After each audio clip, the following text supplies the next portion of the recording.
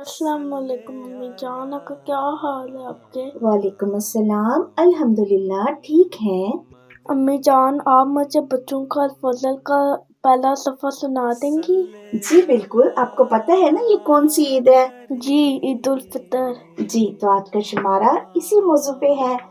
چلیں پڑھتے ہیں اور دیکھتے ہیں کہ آج کے اس شمارے میں بچوں کے لیے کیا ہے۔ اس شمارے میں بچوں کے لیے ہے گلدستہ معلومات میں پڑھیں دلچسپ معلومات، دادی جان کا آنگن میں سنیں کہانی، عید کی حقیقی خوشی، ذہنی آزمائش میں بجھو تو جانے، راستہ تلاش کریں اور اردو سوال، اس کے علاوہ نظم، لطائف، یاد کرنے کی باتیں اور بہت کچھ۔ سب سے پہلا امی کا خط آتا ہے جو کہ اعوذ باللہ بسم اللہ سے شروع ہوتا ہے۔ جی بالکل، چلیں شروع کرتے ہیں اللہ میاں کا خط۔ اعوذ باللہ من الشیطان الرجیم، بسم اللہ الرحمن الرحیم، اللہم ربنا انزل علینا مائدۃ من السماء تکون لنا عیدا للاولین وآخرین آیۃ منک وارزقنا وانت خیر الرازقین۔ یہ سورہ مائدہ کی آیت نمبر 115 ہے۔ اس کا ترجمہ ہے، اے اللہ ہمارے رب، ہم پر آسمان سے نعمتوں کا دسترخوان اتار جو ہمارے اولین اور ہمارے آخرین کے لیے عید بن جائے اور تیری طرف سے ایک عظیم نشان کے طور پر ہو، اور ہمیں رزق عطا کر اور تو رزق دینے والوں میں سب سے بہتر ہے۔ تو اس میں آپ کو کیا سمجھ آیا؟ کہ ہم اللہ میاں سے دعا کرتے ہیں کہ وہ ہمیں آسمان سے اچھی چیزیں دے، جس طرح کھانا، خوشی اور صحت عطا فرمائے۔ جی بالکل، اور روحانی غذا بھی مراد ہے جو ہمارے لیے عید کی خوشی کی طرح ہو، ہمارے لیے بھی اور ہماری آئندہ آنے والی نسلوں کے لیے بھی۔ جزاکم اللہ۔ اگلا سیگمنٹ ہے ہمارے نبی، پیارے پیارے نبی صلی اللہ علیہ وسلم۔ ہمارے پیارے نبی کا نام ہے حضرت محمد صلی اللہ علیہ وسلم۔ جی بالکل، اس شمارے کی حدیث چلیں دیکھتے ہیں اس میں کیا ہے۔ ہمارے نبی، پیارے پیارے نبی صلی اللہ علیہ وسلم، رسول اللہ صلی اللہ علیہ وسلم کا عید کا دن۔ حضرت ابن عباس رضی اللہ تعالیٰ عنہ نے اپنے بچپن میں رسول اللہ صلی اللہ علیہ وسلم کے ساتھ نماز عید ادا کی۔ اس دن کو یاد کرتے ہوئے فرماتے ہیں کہ خرجت مع النبی صلی اللہ علیہ وسلم یوم فطر او اضحی فصلی ثم خطب ثم اتى النساء فوعظهن وذکرهن وامرهن بالصدقہ۔ میں عید الفطر یا عید الاضحیٰ کے دن نبی کریم صلی اللہ علیہ وسلم کے ساتھ گیا۔ آپ صلی اللہ علیہ وسلم نے نماز پڑھائی اور پھر خطبہ دیا، پھر آپ عورتوں کی طرف تشریف لے گئے اور انہیں نصیحت کی اور انہیں صدقے کے لیے حکم فرمایا۔ اور یہ حدیث ہے صحیح بخاری کتاب العیدین، باب بچوں کا عید گاہ جانا، حدیث نمبر 975۔ تو جملہ آپ کو اس میں کیا سمجھ آئی ہے؟ مجھے یہ سمجھ آیا کہ حضور نے عید کا خطبہ دیا اور پھر لوگوں کو اچھے کاموں کرنے کا اور صدقہ دینے کا۔ جی اور سمر آپ کو کیا سمجھ آئی ہے؟ کہ عید خالی خوشی کے لیے نہیں ہے، غریبوں کو وہ ہیلپ بھی کرنی ہوتی ہے۔ جی جزاک اللہ۔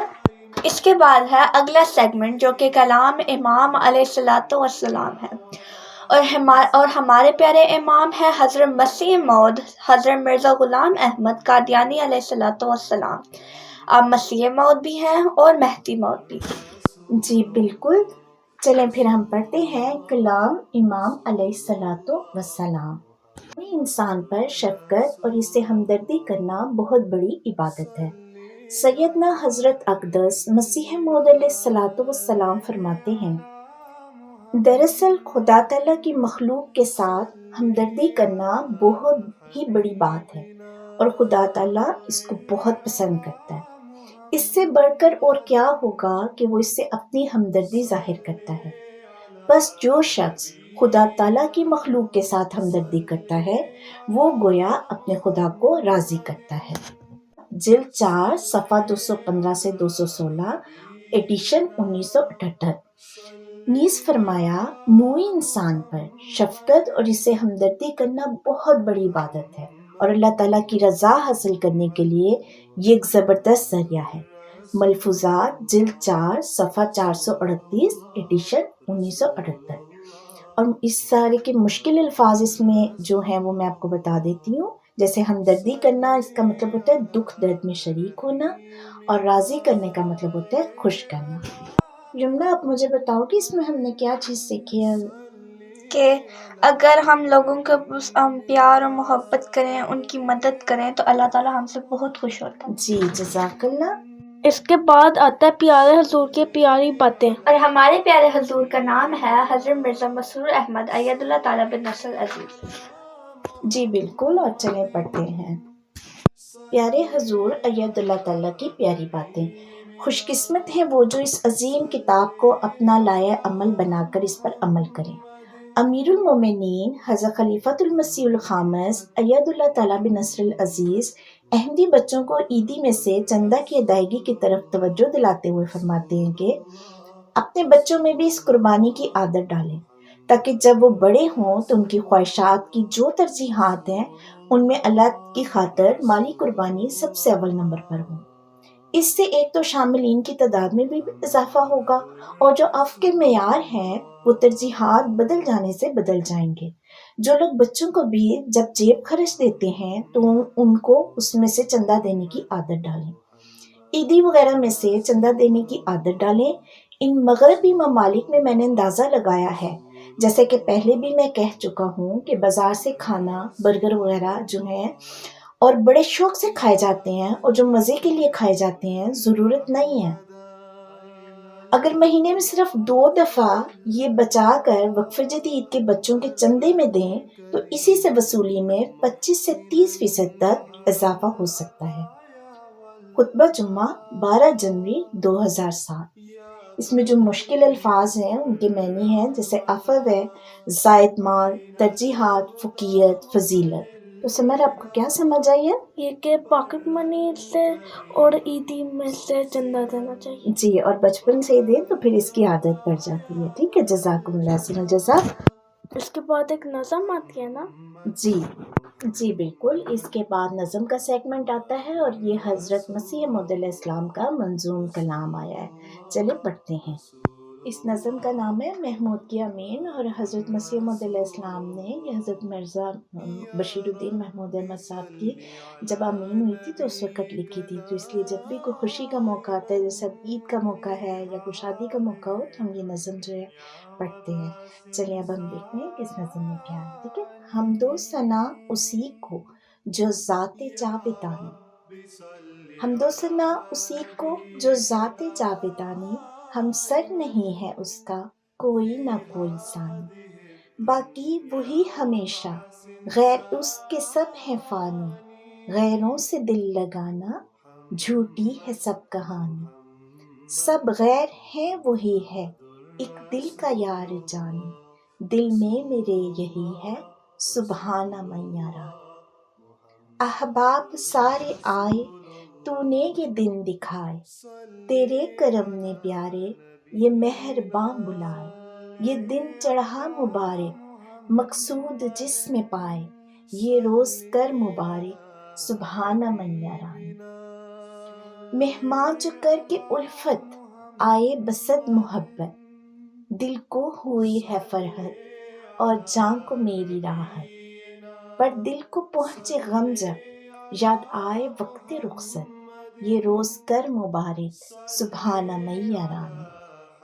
اور اس نظم میں حضرت مسیح موعود علیہ السلام فرماتے ہیں کہ صرف خدا کی ذات ہمیشہ رہنے والی ہے اور اس کا کوئی شریک نہیں ہے، باقی ساری چیزیں اور مخلوق ایک دن ختم ہو جائیں گے، صرف اللہ تعالیٰ ہی ہمیشہ رہے گا۔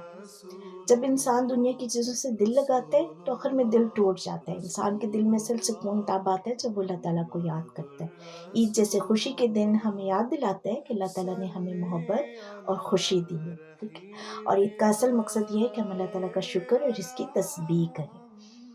हम अल्लाह ताला की मोहब्बत को याद रखेंगे तो दिल को खुशी और सुकून मिलता है, लेकिन अगर इंसान अल्लाह ताला को भूल जाए तो फिर गम और उदासी आ जाती है। सुबहाना मैया रानी का मतलब है कि अल्लाह मियाँ मेरे प्यारे रब, तू ही सबसे ज़्यादा पाक है, जो मेरी तरफ नज़र किए हुए है, जो मुझे देखता है। ठीक है, ये हर पैराग्राफ के बाद हुजूर ने ये, और इस नज़म का ज़्यादा जो खूबसूरती है इसकी, इन फ़िक्रों की वजह से बहुत मज़ा आता है पढ़ के ना, सुबहाना मैया रानी। तो जमुना प्लीज़ आप हमें ये एक दफ़ा एक शुरू का शेर सिर्फ हमें पढ़ के सुना देंगी, जज़ाकल्लाह। हमदो सना उसी को जो ज़ात जावेदानी, हमसर नहीं है उसका कोई न कोई सानी, ये रोज़ा कर मुबारक सुबहाना मैया रानी। जज़ाकुमुल्लाह। अच्छी लगी आपको समझ? जी जज़ाकुमुल्लाह। जज़ाकुमुल्लाह। तो ये तो था बच्चों के अल-फज़ल का पहला सफ़ा।